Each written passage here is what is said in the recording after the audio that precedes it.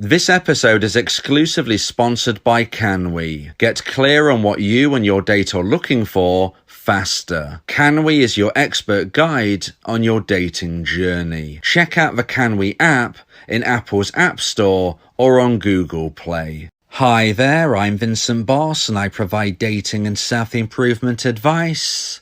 And in today's podcast, we're going to be discussing no contact rule, coping strategies.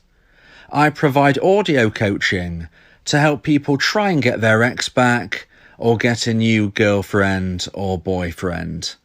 Check out my website for more details. www.dateme.tips. Please check your spam and junk folders if you are expecting an email from me. So now let's get back into today's podcast, and today we are discussing no contact rule, coping strategies. So if you have been dumped and want to try to get your ex back, you will likely be implementing the no contact rule. If you've not heard of this before, then this is something which lots of people suggest you implement if you have been dumped and want to try to get your ex back. However, there are many different versions of a no contact rule that you can find online, and I believe that my version will give you the best possible chance of success. So I suggest that you subscribe to my YouTube channel, ring the bell for notifications, and check out my playlist entitled The No Contact Rule. There you can listen to all of my podcasts all of the way through and fully immerse yourself in my version of a rule and understand why I believe it will give you the best possible chance of getting your ex back. Now, when you use the no contact rule, you will be finding it tough. I'm not going to pull any punches. The no contact rule is challenging. It is effective, but challenging.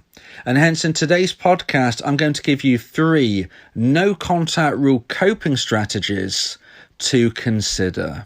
So let's get straight into this. And number 1 is release emotion safely. So you will likely be feeling very emotional most of the time. This can affect your eating, sleeping, work life, and personal life. Therefore, it's important that you release your emotion and don't bottle it up. Try to do this in privacy rather than somewhere public, and always remember to speak with your friends, family, counsellor, or local doctor.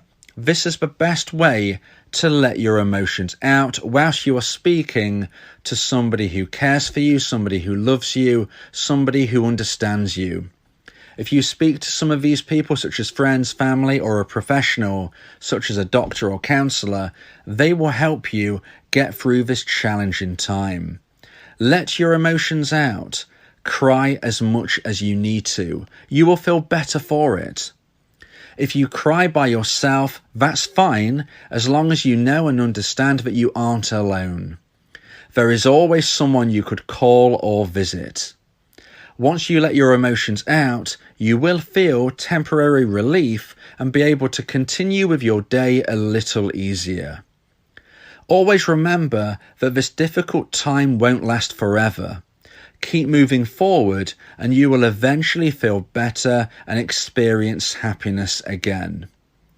So releasing emotion is so important because if you don't, you might struggle to get through the rest of your day. Your work life, your personal life, all of these elements will suffer. You will struggle with sleep and your eating would have changed. Sometimes people eat too much, sometimes people eat too little. It really affects your appetite. And releasing your emotion, having a good cry, can really reset the balance and allow you to continue with the rest of your day a little easier. But I always say release emotion safely.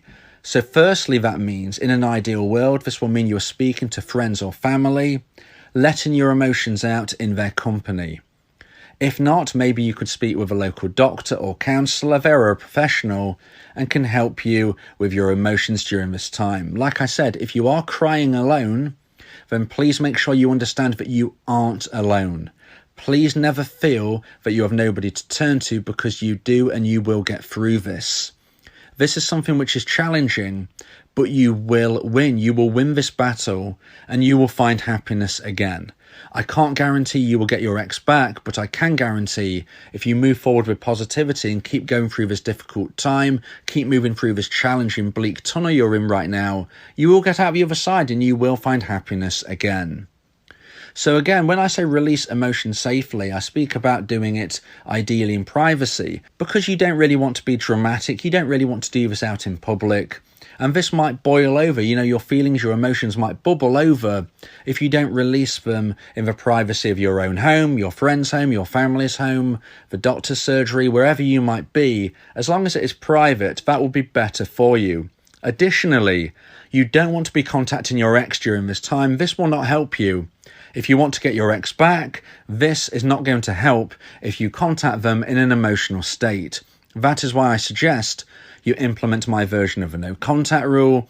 And if you listen to my podcast on that subject, you will fully understand what I mean by this. However, when you're trying to find coping strategies during no contact, you will be feeling that bubbling of emotion where you want to contact your ex. Honestly, if you have been dumped, I always suggest never contact your ex again unless they contact you first. It will give you the best possible chance of success. So now let's get into point number 2 and the second strategy in today's podcast about no contact rule coping strategies. And number 2 is catch up with friends and family. Your friends and family will be of great support to you during your breakup and beyond. If you're going through no contact, you will be feeling as if you have a lot more free time than you are used to. Speaking with friends and family can be really helpful, not only to try and cheer you up and take your mind off things, but to fill the time voids which you are now finding. Additionally, this can be a great time to send a text out to a friend or family member that you haven't spoke to in a while. Try to rebuild that connection with somebody that you used to spend time with, but more recently you've become a little distant with. Of course, this should not be your ex, and of course, this should not be anybody connected with your ex, but a family member or a friend from the past possibly that you haven't spoke to in a while. It can be really useful to try to reconnect for one special reason. If you have not spoke to them in a while, they are probably not in tune with your relationship status, with your breakup.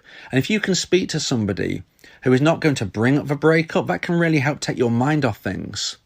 Now, I'm not suggesting that you lie. If they ask you how you're feeling, of course you need to tell them. But when they start speaking about their world, about what they're doing right now, it is less likely to be entwined with what you are experiencing, and it could be a lovely, useful distraction. It could be something which just takes your mind away from the world you're in right now. Because if you speak to friends and family who are really close to you, who are really close to your ex, who are really close to the breakup, this can be something in which it just goes round and round and round, and anything that can distract you from these thoughts, anything which can take your mind away from the place of a breakup can be really useful. And that is why speaking to friends and family who aren't really entwined in this, maybe you have lost touch somewhat, maybe you're just reaching out to say hi, and you can build up to a phone call, maybe you meet up with them. This can be something which can help you just get away from a breakup for a little bit. Again, if you need to speak about the breakup, then do. If your friends or your family ask how you've been, you must tell them the truth. I'm not saying not to, I'm just saying that if they're not really involved, so to speak, then there is more chance of a conversation naturally drifting to other places. And this can be very helpful when you're trying to find a distraction from the no contact grind, and this is a really great coping strategy. So now let's get into point number 3 and the final coping strategy of today's podcast about no contact rule, coping strategies, and number 3 is start a new exercise regime. So some of you will be people who already exercise, some of you will be people who have never exercised before. Whatever your position, I suggest that you start a new exercise regime. So if you're somebody who already exercises, this means adding a new exercise regime to your current plan. If you're somebody who doesn't currently exercise, then this means starting something new. Now, it doesn't have to be elaborate. I would suggest a nice long walk, but something that you can get into a routine with, something that maybe you do each day or every other day. This will work for two reasons. Number one, exercise is really important. It's great for your health, it's great for your fitness, it's great for taking your mind off things. But additionally, exercise releases endorphins, positive feelings, positive endorphins, which will improve your mood and improve your mindset. So if you're feeling down, exercise can be really useful. Additionally, it can really help you out with the struggle of eating and sleeping right now. People's eating patterns, sleeping patterns are often affected during a breakup. Some people will sleep too much, some people will sleep too little, some people will eat too much, and some people will eat too little. It really changes how you sleep, how you eat. And if you exercise, this can really help. It can really help stabilize your mindset so you can get into a healthy routine for eating and sleeping. So exercise ticks all those boxes, it helps with your health and fitness. It helps improve your mindset. It helps with your eating and your sleeping. All of these things are very positive, but it does even more. Another thing which exercise does is, again, it fills a time gap. You will have more free time as a single person, and when you're going through no contact, you need to fill your time. But you also need to be filling your time with positive things. If you go on a long walk each day, or maybe every other day, this could really fill in some time. This could be an hour of your day where you're doing something positive, where you are going through self-improvement and you're really enhancing your day. So I would strongly suggest starting a new exercise regime, and ideally this could just be a walk. Now, if you want to do something more elaborate, providing you can do this, make sure you are fit enough to do something more elaborate before you do. Maybe you need to speak with a doctor first, or maybe you need to go to a gym and ask a professional on this. But if you want to do something more elaborate, then go ahead. Joining a gym can be very helpful. Joining a class group or club to do with exercise can also have the added effect of you mixing with new people. And mixing with new people is something I always suggest you do. Any new connections you make will help take your mind off your ex and also hone your skills of communication and more. So starting a new exercise regime is a fantastic coping strategy whilst using the no contact rule. If you believe that this podcast has helped you, then please consider buying me a coffee. The link to do so is in the description.